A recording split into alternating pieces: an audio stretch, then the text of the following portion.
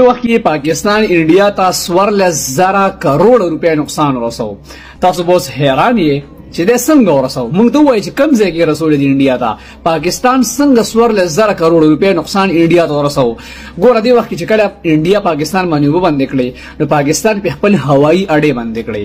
کله چې به انډیا نه ایرلاینز جهازونه پاسېدل نو دا وا ډایرکټ شارټ کټ ته پاکستان باندې تلل نو امریکا ته بدلل، یورپ ملکونو ته بدلل، یا چې کوم دې خبره وي سنټرل ایشیا ته بدلل نو پاکستان د پاسه به تېرېدل. دا ورته شارټ کټ لاره پرېوتله.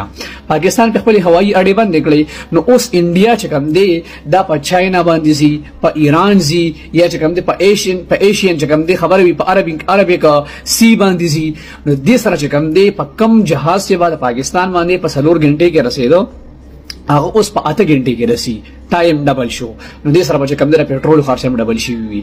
نو دې وخت کې خبره وي 14,000 کروڑ روپیا نقصان ورته ورسېدو او دې سره چې کوم دی کو پر اسکه دغه شان انډیا د وبندې کړي او پاکستان په دا هوایي اډې باندې وساتلې. نو پاکستان کې باندې په مزه مزه هوایي چې کوم خبره وي کمپنۍ دي کنه جهازونو کمپنۍ دي دا په مزه مزه ټولې بندي شي. ولی کومه کمپنۍ غواړي چې 14,000 کروڑ روپیا نقصان ارمیاش برداشت کړي؟ دا ګران کار دی کنه. نو دې سره به د انډیا چې کوم هوایي جهازونه دي هغه دې وخت کې ولاړ دي، پرواز نه کوي. نو ډېر لوی نقصان چې کوم دی انډیا ته په هوایي سطح باندې ورسېده. تاسو دې باره کې څه وایي؟ خپل رائے په کمنټس کې لازم راکړئ. مننه.